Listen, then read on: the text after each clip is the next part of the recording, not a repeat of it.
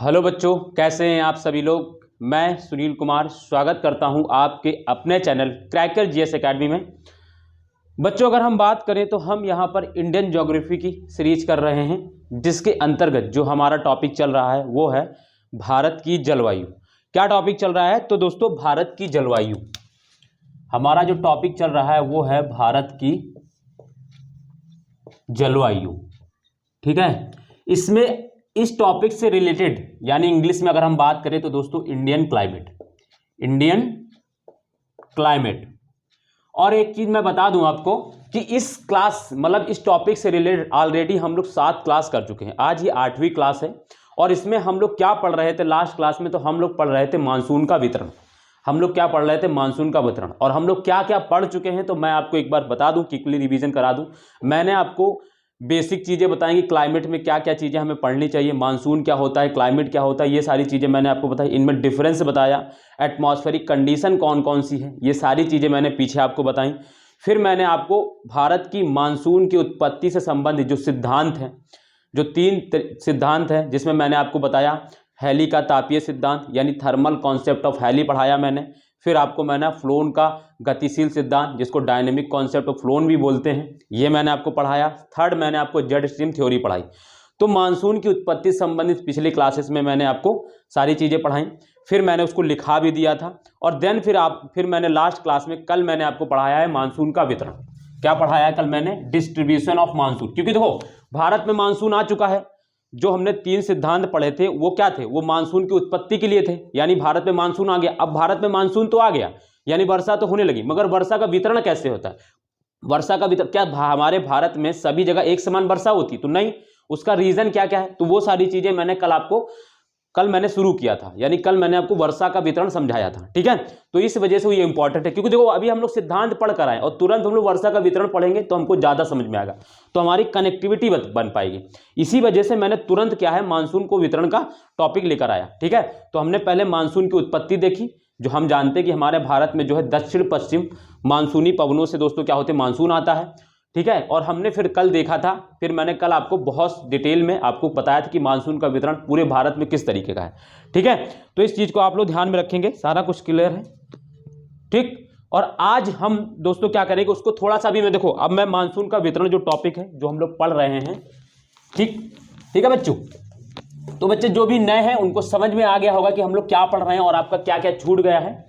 और आज से भी शुरू कर सकते हैं। बस आप करना क्या है कि आपको पीछे की क्लास देखनी है, क्योंकि पीछे की क्लास आप नहीं देखेंगे तो आपको समझ में नहीं आएगा। कल देखो, कल मैंने मानसून का वितरण कैसे क्या है पूरा समझा दिया था। पूरा 1 घंटे क्लास मैंने ली थी और बहुत डिटेल से समझाया था। आज मैं थोड़ा सा उसको रिवीजन कराऊंगा और क्या करूंगा, मैं आपको लिखा दूंगा इसका कैसे क्या मानसून का वितरण है, क्योंकि लिखा रहेगा आपके पास तो ज़्यादा सही रहेगा, है ना। तो मैं आपको पूरा लिखा दूंगा आज थोड़ा सा पहले। बट मैं क्या करता हूँ, क्या टॉपिक हमारा? तो हमारा टॉपिक चल रहा है मानसून का वितरण। मानसून का वितरण यानी भारतीय जो मानसून है उसका वितरण कैसे है पूरे भारत में। ठीक है, यानी वर्षा का वितरण एक तरीके से कह सकते हैं। और इसमें हम लोग क्या करेंगे, हम लोग अभी देखो मैं थोड़ा सा आपको रिवीजन करा देता हूँ, बस क्विक रिवीजन कराऊंगा। थोड़ा सा टाइम देंगे मुझे, 1 सेकंड भी नहीं लगेगा क्विक रिवीजन कराने मुझे आपको, मतलब 2 से 3 मिनट लगेगा, 1 सेकंड तो बहुत कम हो जाएगा। ठीक है, 2 से 3 मिनट मुझे दीजिए बस क्विक रिवीजन कराने के लिए। कल क्या मैंने बताया तभी आप आज कनेक्ट कर पाएंगे ना, क्योंकि आज मैं लिखाऊंगा तो आपको थोड़ा सा वो भी समझना रहेगा।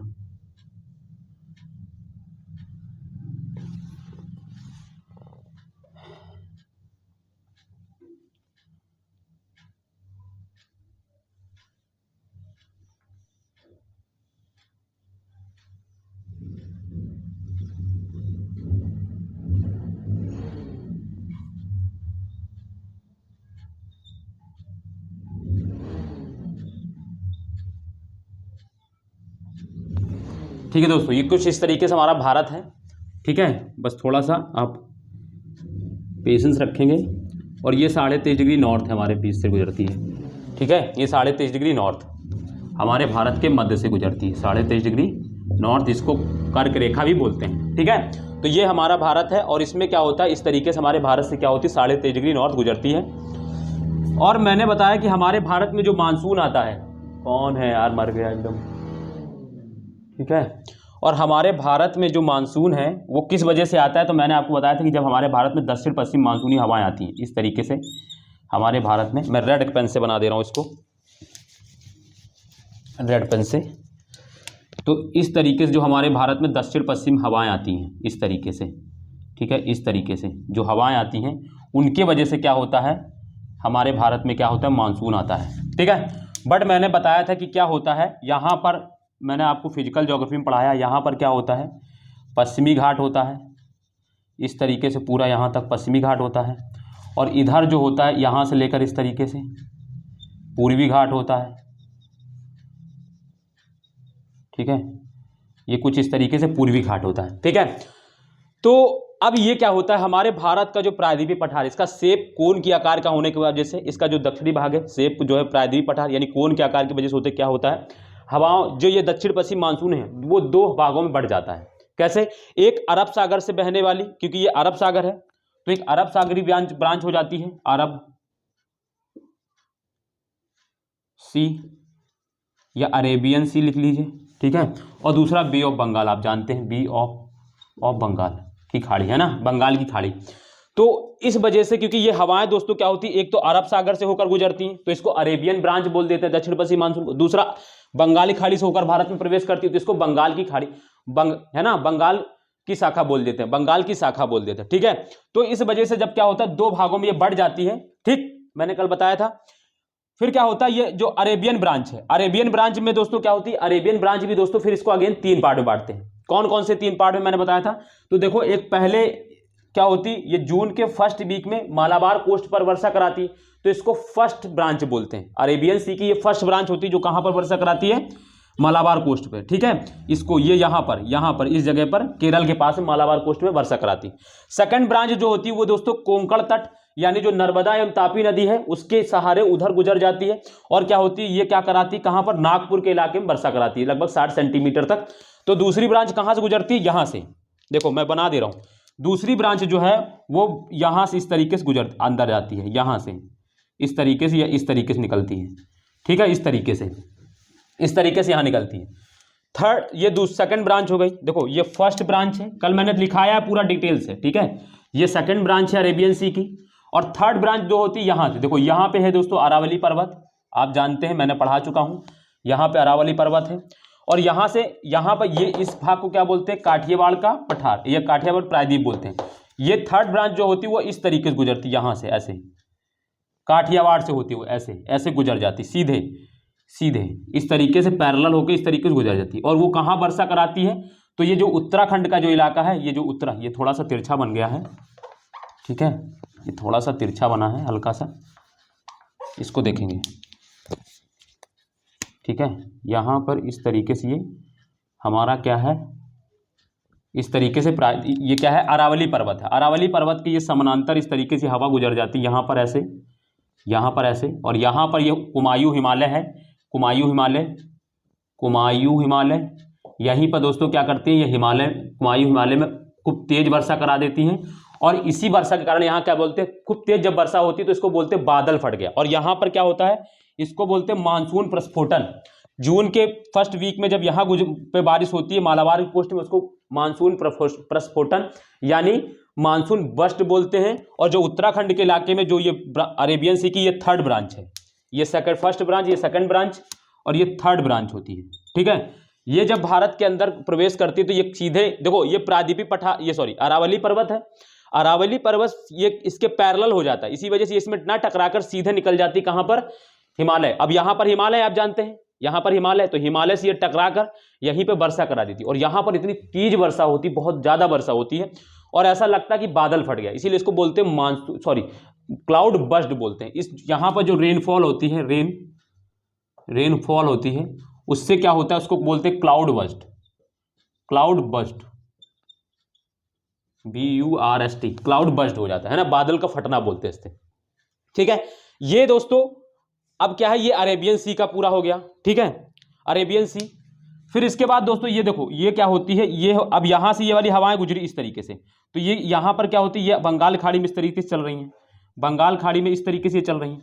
अब ये हवाएं क्या करती हैं, इस तरीके से यहाँ पर गुज जाती हैं, और यहाँ पर दोस्तों क्या होता है, हिमालय आप जानते हैं, जैसा कि यहाँ नॉर्थ में हमने आपको बताया कि जैसे ये क्या है, ये देखो हिमालय का पार्ट होता है, ये इस तरीके से ये हिमालय है, ये इस तरीके से ये हिमालय होता है, ठीक है, इस तरीके से ये हिमालय होता है, ये भी हिमालय है, ये यहाँ से ये हवाएं क्या होती है दोस्तों, है ना दोस्तों, तो ये हवाएं इस तरीके से यहाँ पर क्या होती है, यहाँ जाती हैं, यहाँ टकराती, वर्षा कराती हैं, और फिर ये क्या करती है, हवा ये इस तरीके से यहाँ टर्न हो जाती हैं, और ये पूरे उत्तर भारत के मैदान पे पूरा इस तरीके से फैल जाती हैं हवाएं, इस तरीके से पूरा फैल जाती हैं, ठीक है, पूरा उत्तर भारत के मैदान में ये पूरी हवाएं दोस्तों क्या होती है, फैल जाती हैं, और फिर क्या करती है, ये पूरे भारत में वर्षा करा देती हैं, ठीक है, क्योंकि क्यों वर्षा कराती है, क्योंकि वाटर बॉडीज यानी बंगाल की खाड़ी एवं अरब सागर से गुजर रही है, तो इसमें पानी नमी बहुत ज्यादा होती और ये मैदान में जाके यहाँ वर्षा करा देती, ठीक है। तो कल मैंने देखो ये अभी बहुत शॉर्ट में मैंने बता दिया है, कल मैंने आपको तीनों चार्ट बनवाया था, कल पूरा मैंने आपको एकदम बहुत धीमे धीमे बताया था, बहुत आराम से हर एक चीज को समझाया था। अब मैं आज तो ऐसा कर नहीं सकता, ठीक है, तो इस वजह से मैंने आपको फिर भी क्यों रिवीजन करा दिया, जो भी नए बच्चे हैं वो थोड़ा सा समझेंगे। मैंने ये देखो, और मैं एक चीज ये भी बता दूं, मैं बहुत डिटेल में लेके गया हूं मानसून के वितरण को। अदरवाइज लोग क्या करते हैं, दक्षिण पश्चिम मानसून से हवाएं लेकर आते हैं, सीधे वर्षा करा देते हैं, लेकिन मैंने क्या किया है, अरब सागर की जो ब्रांच है उसको अलग से बांटा, बंगाल की खाड़ी के ब्रांच को अलग से डिवीजन किया, और फिर मैंने आपको पूरा वितरण बताया, तो बहुत डिटेल से बताया। एक क्वेश्चन आप आराम से 150 से 250 वर्ड का आप लिख लेंगे इस टॉपिक से, और जो डायग्राम है वो आपको ऐसा ही बनाना है, ठीक है, जो मैंने बनवाया था कल का। कल आपकी क्लास आप जरूर देखेंगे, आज तो मैंने सिर्फ रिवीजन कराया है, तो इसलिए मैं जल्दी जल्दी बोल रहा था, ठीक है, क्योंकि मेरी जल्दी जल्दी बोलने का रीजन यही था कि मैंने कल ये सारा कुछ पढ़ा दिया, बट आज थोड़ा सा क्यों रिवीजन कराया मैंने, तो आपको अब समझ में आ गया होगा, ठीक है। तो ये हो गया दोस्तों इस तरीके से, ठीक, तो आप समझ गए होंगे, ठीक है बच्चों।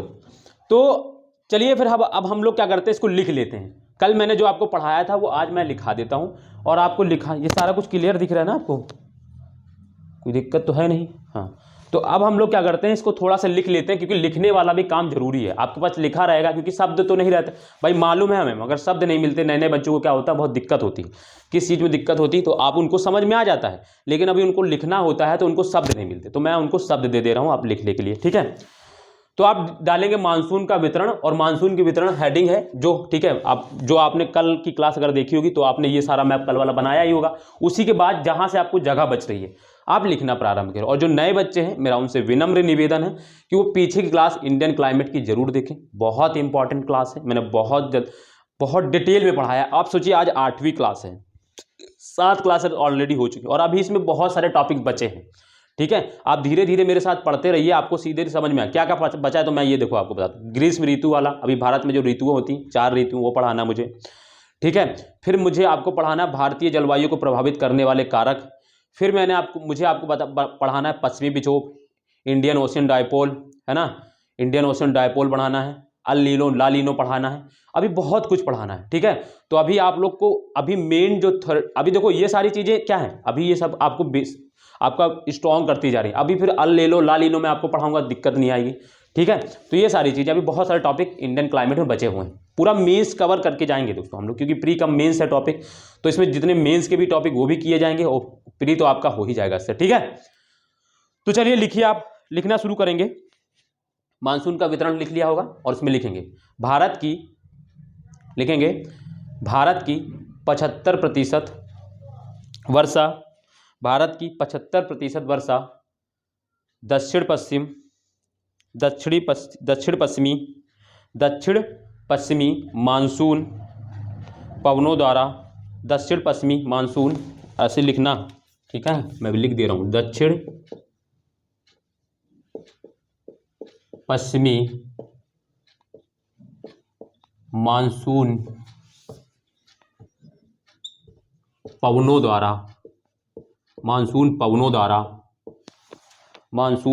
द्वारा होता है,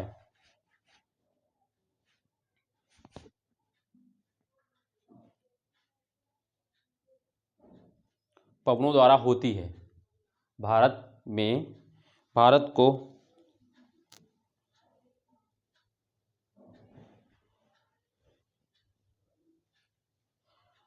की 75% वार्षिक वर्षा, भारत की 75% वर्षा दक्षिण पश्चिम मानसूनी पवनों द्वारा होती है, होता है नहीं, होती है, ठीक है, होती है मानसून के अकस्मात प्रारंभ को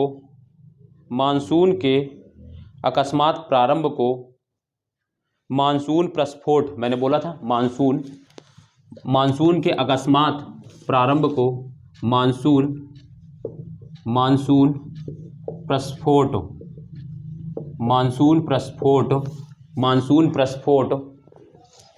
प्रस्फोट या मानसून ब्रस्ट भी लिख लीजिएगा, इंग्लिश में लिख लीजिएगा, ठीक है। इसी को मैंने कल आपको बताया था, monsoon burst, BURST, monsoon burst कहते हैं भारत के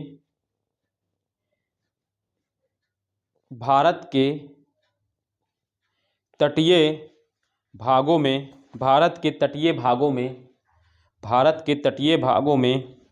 मानसून का प्रस्फोट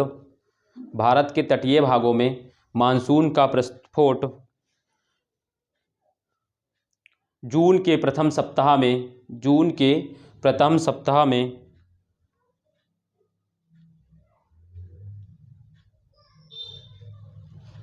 में या इसके पहले भी हो सकता है, कॉमा करके लिखेंगे। जबकि देश के आंतरिक भागों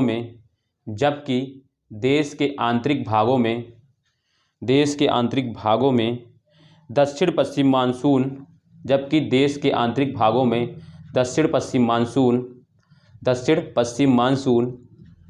मानसून पवनें जुलाई तक ही आ पाती हैं,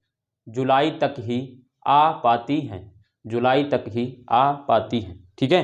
तो ये मैंने आपको बता दी कि कब आता है मानसून, तो लगभग 1 जून को या उससे पहले भी कभी कभी आ जाता है, कभी कभी लेट भी हो जाता है, डिले भी हो जाता है, ठीक है। लेट होने का कारण या जल्दी आने का कारण क्या है वो मैंने बताया था, जेट स्ट्रीम होता है उसका कारण। जब तक जेट स्ट्रीम हमारे भारत के नॉर्थ में बनी रहती है तब तक मानसून नहीं आता है, जब वो हिमालय को पार करके उधर निकल जाती तब हमारे यहाँ मानसून आता है, ठीक है। तो वो डिले होने का कारण क्या है, जेट स्ट्रीम, ठीक है। ये कल मैंने परसों की क्लास में मैंने आपको बताया था, ठीक है। और मैंने आपको PDF भी सेंड की थी कि आपको वहाँ से नोट कर लेना है, वहाँ पर उसमें भी मैंने लिखा हुआ है, ठीक है। ग्रुप में मैंने PDF सेंड की थी, ठीक है, व्हाट्सएप ग्रुप है। जिसको नहीं पता है तो मैं बता दूं, इसी वीडियो के डिस्क्रिप्शन लिंक में आपको ग्रुप की लिंक मिल जाएगी, आप वहां से जुड़ जाइएगा। वहां क्या होता है, कभी कभी मैं कुछ PDF दे देता हूं, ताकि क्या होता है, मान लो कुछ चीज़ समझा दी गई है, अब थोड़ा बहुत लिखना है तो मैं उसको वहां पे PDF दे देता हूं कि आप वहां से लिख लीजिएगा, यहाँ मैंने समझा ही दिया है, ठीक है। तो ग्रुप का लिंक जो है वो आपको मिल जाएगा इसी डिस्क्रिप्शन में, आप वहाँ से जुड़ जाइएगा, आपको वहाँ पर सारी PDF मिल जाएगी, ठीक है। तो हाँ, फिर मैंने इसके आगे लिखिएगा, दक्षिणी पश्चिम मानसूनी पवनों को निम्नलिखित 2 भागों में बांटा जा सकता है। मैंने क्या बताया था, 2 भागों में बांटते हैं। ऐसा होता क्यों है, क्योंकि ये प्रायद्वीपीय पठार का आकार कोन के आकार के होने की वजह से इधर अरब सागर है, इधर बंगाली खाड़ी है। तो जो अरब सागर से हवाएं होकर गुजरती है उसको अरेबियन शाखा बोल देते हैं, और जो बंगाली खाड़ी से गुजरती है उसको बंगालियन शाखा बोल देते हैं, ठीक है। ठीक, तो ये हो गया, लिख लिया होगा, दक्षिण पश्चिम मानसूनी पवनों को निम्नलिखित 2 भागों में बांटा जा सकता है, ठीक है। निम्नलिखित 2 भागों में बांटा जा सकता है। पहला अरब सागर की मानसून पवनें, सेकंड अरब सागर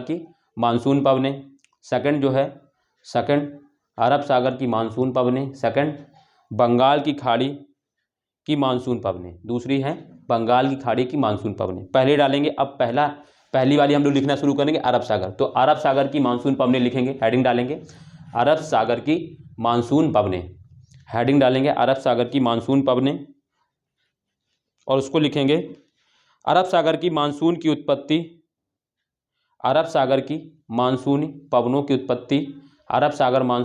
की उत्पत्ति अरब सागर से होती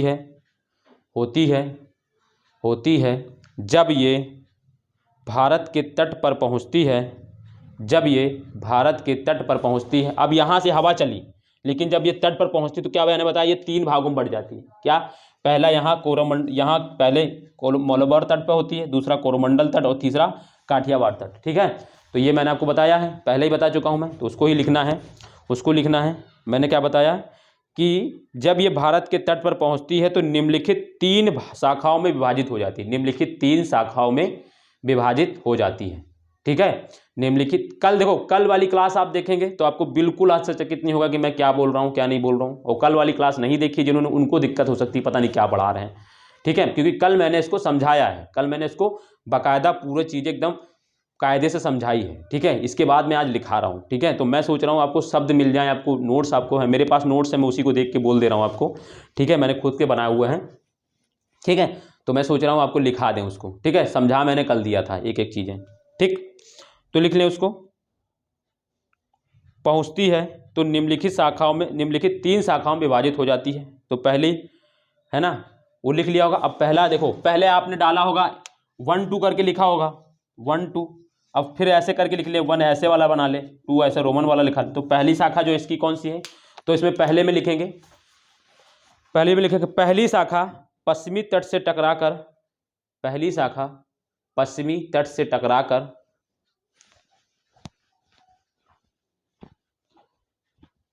ठीक है, पहली शाखा पश्चिमी तट से टकराकर, सॉरी पहली शाखा पश्चिमी घाट, सॉरी पहली शाखा पश्चिमी घाट, पश्चिमी घाट से टकराकर पश्चिमी तटीय मैदान में, पहली शाखा पश्चिमी घाट से टकराकर पश्चिमी तटीय मैदान में 250 सेंटीमीटर, 250 सेंटीमीटर से अधिक वर्षा करती है, से अधिक वर्षा करती है।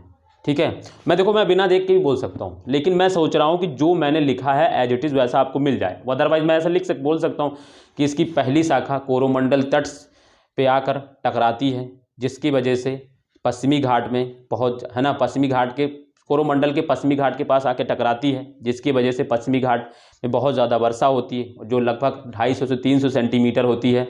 इसी वजह से पश्चिमी घाट में दोस्तों होता है, भारत की जो पश्चिमी घाट है, इसी वजह से पश्चिमी घाट में जैव विविधता का क्षेत्र मिलता है। तो ये सारी चीज़ें मैं खुद से बोल कर लिखा सकता हूँ, लेकिन मैं सोचता हूँ जो मैंने एग्जिटिस वैसी चीज़ें लिखी हैं आपको वैसा ही लिखा दें, ताकि आपको अच्छे से मिल जाए, है ना। बोलने को तो मैं बिना देखे बोल सकता हूँ, 3 ही सब चीज़ लिखा दूंगा। ठीक है, लेकिन मैं चाह रहा हूँ कि आपको जो मैंने लिखा है एग्जिटिस वैसा ही मिल जाए। ठीक है, तो चलिए, 25 सेंटीमीटर से भी अधिक वर्षा करती है। ठीक है, ये लिख लिया होगा। पश्चिमी घाट को पार करने के बाद, ठीक है, पश्चिमी घाट को पार करने के बाद, ठीक, पश्चिमी घाट को पार करने के बाद जब यह नीचे उतरती है, जब यह नीचे उतरती है तब इसका तापमान बढ़ जाता है, तब इसका तापमान बढ़ जाता है। अभी मैं इसको समझाऊंगा। ठीक है, लिख लीजिए, अभी मैं इसको समझाऊंगा। और इसकी आर्द्रता में कमी आ जाती है, और इसकी आर्द्रता में कमी आ जाती है। इससे दक्षिणी पठार के वृष्टि छाया क्षेत्र में, इससे दक्षिणी पठार के वृष्टि छाया क्षेत्र, अभी मैं बता रहा हूँ, अभी इसको अब खाली लिख लीजिए, मैं अभी इसको एक पूरा समझा दूंगा। मैंने कल भी समझाया था, आज भी समझा। वृष्टि छाया क्षेत्र में, वृष्टि छाया क्षेत्र में बहुत कम वर्षा होती है, वृष्टि छाया क्षेत्र में बहुत कम वर्षा होती है। ठीक है, वर्षा बहुत कम होती है। आगे लिखें, ये पीटी में क्वेश्चन पूछा गया है, ये यूपीएससी पीटी में क्वेश्चन पूछा गया, जो मैं लाइन लिखाने जा रहा हूँ, इसी में जो मैं लाइन लिखाने जा रहा हूँ, ये यूपीएससी पीटी में क्वेश्चन पूछा गया। ठीक है, क्या पूछा गया था, यही कारण है, ठीक है, ऐसा पूछा गया था, पूछेगा यही कारण है, लिखेगा यही कारण है, यही कारण है, यही कारण है कि, यही कारण है कि इस ऋतु में, इस ऋतु में, यही कारण है कि, सॉरी, ये इस ऋतु में, यही कारण है कि, यही कारण है कि बेंगलुरु में, मंगलुरु में, मंगलुरु में, या मंगलुरु में, मंगलुरु एम माँ लिखिएगा, मंगलुरु में 250 सेंटीमीटर वर्षा होती है, 250 सेंटीमीटर वर्षा होती है। जबकि बंगलुरु में, बंगलुरु में एक वो मंगलुरु है, लिखिए वो मंगलुरु है, वो मंगलुरु है, ठीक है, और ये बेंगलुरु है। ठीक है, ये अलग अलग है। ठीक है, मंगलुरु में 250 सेंटीमीटर से अधिक वर्षा होती है, और बेंगलुरु में दोस्तों क्या होती है, 50 सेंटीमीटर की वर्षा होती है। कितनी वर्षा होती है, 50 सेंटीमीटर। जबकि बेंगलुरु में केवल 50 सेंटीमीटर ही वर्षा, मैंने लिखा है, देखो मैंने लिखा है, यही कारण है कि मंगलुरु में 250 सेंटीमीटर से अधिक वर्षा होती है, जबकि बेंगलुरु में 50 सेंटीमीटर से भी कम वर्षा होती है, जबकि बेंगलुरु में 50 सेंटीमीटर से भी कम वर्षा होती है। यही तरह पूछा गया था बम्बई में, बस पूछा जाता है, यही पूछा गया था कि बम्बई में 200 सेंटीमीटर से अधिक वर्षा होती है, लेकिन उसी से 150 किलोमीटर दूर क्या होता है, पुणे, उसमें क्या होती है, उसमें पुणे नहीं, कौन सा क्षेत्र था, देखो मुझे नाम नहीं आ रहा एग्जैक्टली, पुणे नहीं था, पूछा गया था क्वेश्चन, यूपीएससी में आया गया था, पुणे था या नागपुर, ऐसे कुछ था, ठीक है। उसमें क्या होती है, 50 से 60 सेंटीमीटर वर्षा होती है, ठीक है। तो ये आपको क्लियर होना चाहिए कि इसी वजह से होता है, क्योंकि देखो अब इसको समझेंगे, मैंने जो लिखा दिया है मैं उसको समझाने जा रहा हूँ अब, ठीक है। अब मैं उसको समझाने जा रहा हूँ, देखिएगा, अब आपको मैं वो चीज़ें समझाने जा रहा हूँ जो आपको मैंने अभी लिखा है। इधर देखें, ये, अरे यार मैंने ये मिटा दिया, सॉरी, चलो देखो मैं फिर से बना दे रहा हूँ, ये इंपॉर्टेंट है, इसको समझ लिए गए तो आप बहुत सारी चीज़ें आपको क्लियर हो जाएंगी।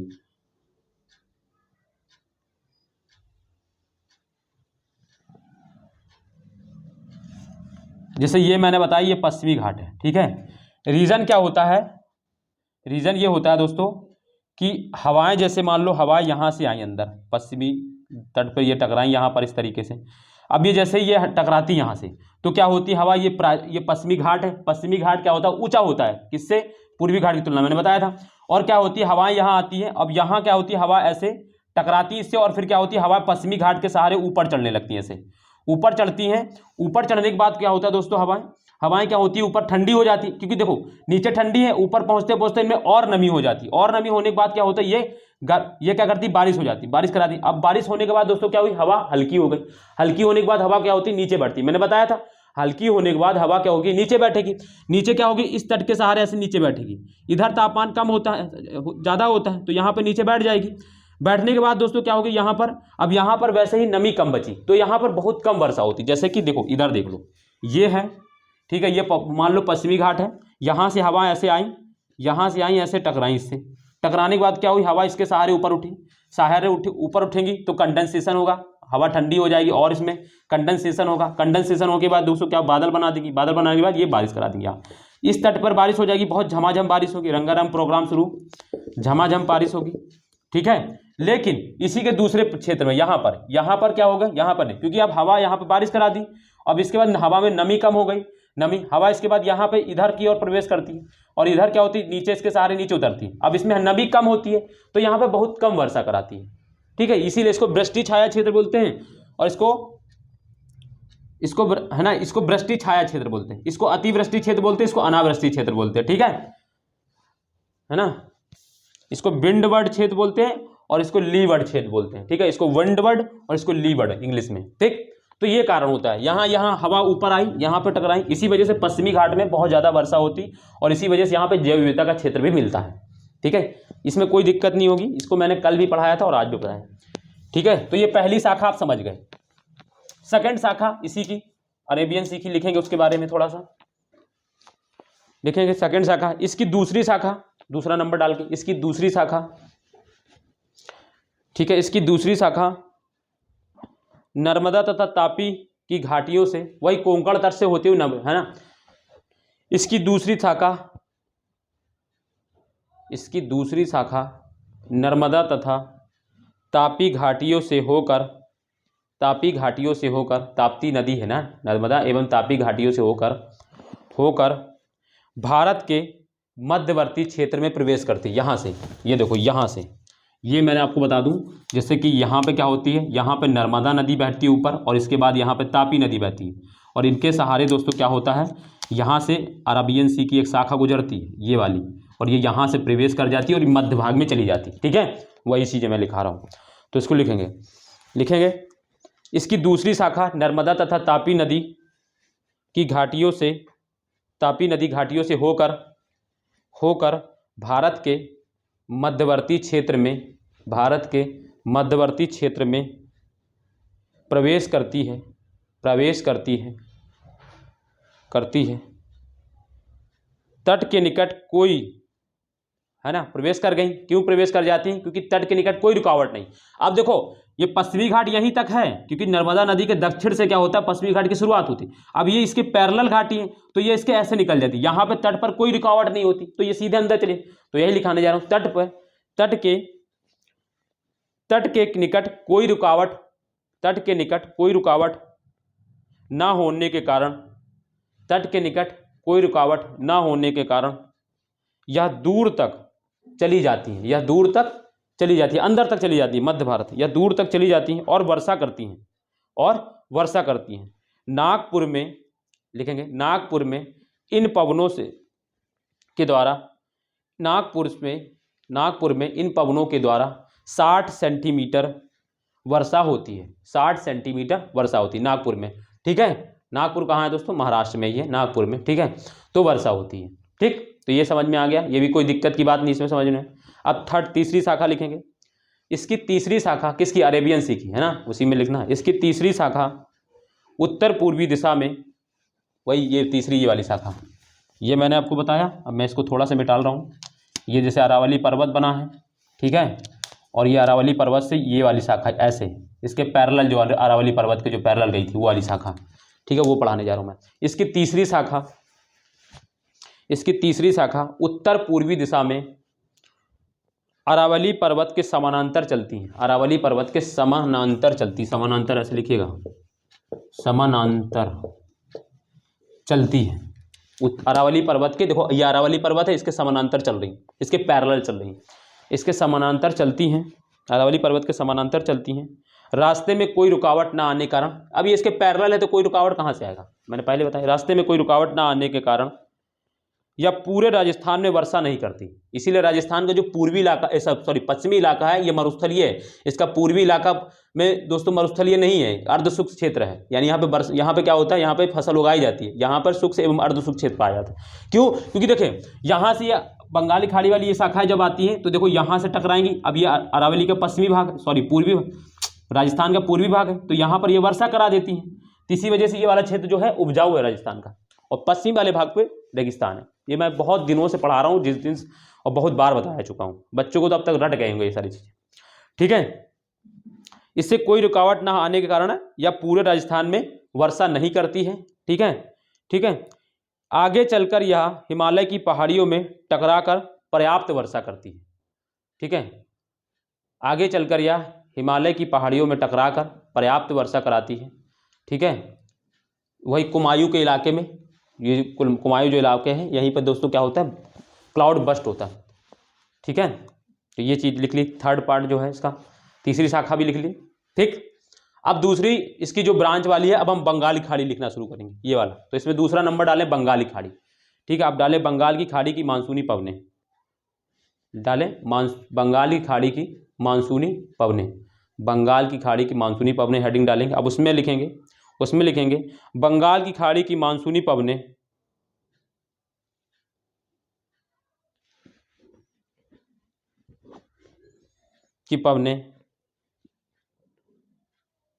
निम्नलिखित दो शाखाओं में विभाजित होती हैं।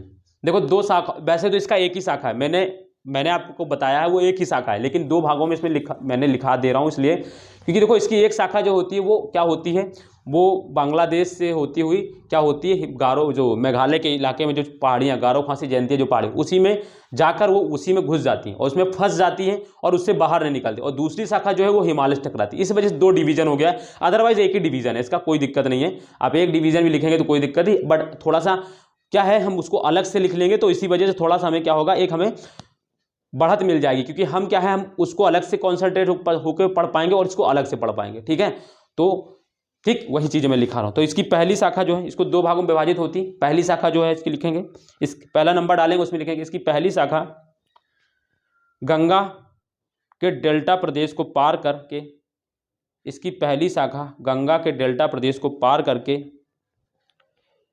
मेघालय की, मैंने बताया मेघालय की गारो खासी तथा जयंतिया की पहाड़ियों से टकराती हैं, जयंतिया की पहाड़ियों से टकराती हैं। इन पहाड़ियों की आकृति कीप जैसी है, इनकी का आकृति कैसी, कीप जैसी होती है, ठीक है। तो क्या होती है, मैंने कल बताया था कि हवाएं जो होती है इसमें घुस तो जाती हैं इन पहाड़ियों में, लेकिन इन पहाड़ियों से निकल नहीं पाती, और निकल नहीं पाती क्या होती है, तो हवाएं घुसी और क्या हुई, हवा वहीं घूमती घूमती क्या हुई, ऊपर उठी, ऊपर बादल बनाई इन्होंने और वर्षा करा दी थी। फिर और हवा घुस गई, हवाएं घुसती जा रही हैं लेकिन निकल नहीं पा रही, निकल ना पाएंगे तो क्या होगा, ऊपर की ओर जाएंगी, ऊपर की ओर जाएंगी तो ऊपर बादल बनाएंगी और वर्षा कर, इसी वजह से यहाँ लगभग 1000 सेंटीमीटर से ज्यादा वर्षा होती है यहाँ पर, इसीलिए वजह से ये विश्व का सबसे अधिक वर्षा वाला क्षेत्र है, ठीक है। तो ये यही लिखाने बोला हूं, तो बोले लिखें, इन पहाड़ियों की आकृति कीप जैसी है, कीप जैसी है, जिससे वायु की एकदम ऊंचा उठना, जिससे वायु को, जिससे कीप जैसी, इससे वायु को एकदम ऊपर उठना पड़ता है, एकदम ऊपर उठना पड़ता है, और इससे भारी वर्षा होती है, और इससे भारी वर्षा होती है, ठीक है। मैंने बताया फंस जाती हैं, घूमती रहती है, फिर ऊपर जाना पड़ता है, तो इसी वजह से भारी वर्षा होती है, ठीक है। यहां पर चेरापूंजी के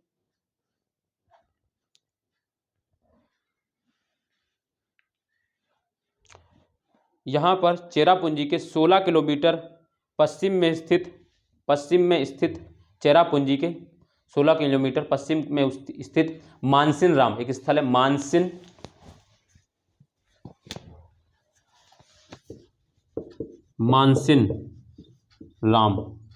राम, ठीक है, मानसिन राम, ठीक स्थान पर, मानसिन राम स्थान पर 1000 सेंटीमीटर से भी अधिक, 1000 सेंटीमीटर से भी अधिक वार्षिक वर्षा होती है, वार्षिक वर्षा होती है, जो विश्व में सबसे अधिक है, जो विश्व में सबसे अधिकतम होती है, जो विश्व में सबसे अधिकतम होती है ना, यानी सबसे विश्व में सबसे ज़्यादा वर्षा यहीं पे होती है। फिर इसकी पहली शाखा लिख ली। अब दूसरी शाखा इंपॉर्टेंट, क्योंकि मैंने कल बताया था कि भारत में दोनों शाखाओं में सबसे ज़्यादा वर्षा कौन कराती है भारत के क्षेत्रों में, तो बंगाली खाड़ी की शाखा, ये 60% वर्षा यही कराती है, जो मानसून के कारण जो वर्षा होती है 60% ये कराती है, और 40% वर्षा जो है ये वाली अरब सागर वाली, मैंने बताया था कल भी, ठीक है। तो इसको लिखेंगे, इसकी दूसरी शाखा, दूसरा नंबर डालेंगे और इसकी लिखेंगे, इसकी दूसरी शाखा सीधे हिमालय पर्वत को टकराती हैं, हिमालय है देखो, यहाँ से गई ये वाली शाखा देखो, यहाँ से गई ये सीधे हिमालय में टकराती, सीधे हिमालय से टकराती हैं, या हिमालय पर्वत को की ऊंची श्रेणियों को, यह हिमालय की ऊंची पर्वत श्रेणियों को पार करने में असमर्थ होती हैं, पार करने में असमर्थ होती हैं, और पश्चिम की ओर हिमालय पर्वत के समानांतर, और पश्चिम की ओर ये यहाँ गई, यहाँ टकराई, निकल तो पाई नहीं, तो क्या हुआ, इधर की ओर मुड़ गए, देखो पश्चिम की ओर, इधर ये पश्चिम की ओर, और पश्चिम की ओर हिमालय के समानांतर चलना शुरू कर देती हैं। ये देखिए हिमालय के समानांतर चलना शुरू कर, जो बताया है वही लिखा रहा हूँ, बस थोड़ा सा शब्दों में लिखा दे रहा हूँ। चलना प्रारंभ कर देती हैं, चलना प्रारंभ शुरू कर देती हैं, ज्यों ज्यों यह पश्चिम की ओर बढ़ती हैं, जैसे जैसे, या ज्यों ज्यों, या जैसे जैसे यह पश्चिम की ओर बढ़ती हैं, वैसे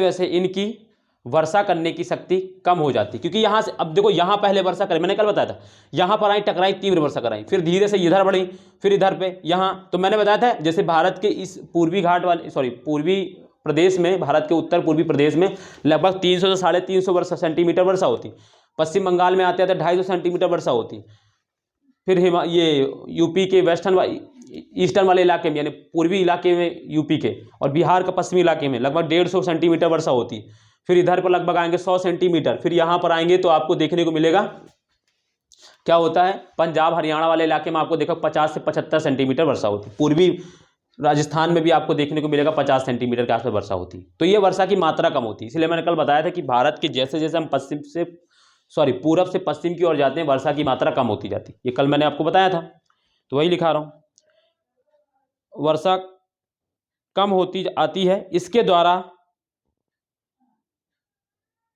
की गई वर्षा की मात्रा केवल, बस यहीं तक जो छोड़ो, इसको छोड़ दो, ठीक है, इसको ऐसे ही छोड़ दो, मत लिखो, कोई मतलब नहीं है, ठीक है, तो ये हो गई। ठीक, तो ये हो गया दोस्तों।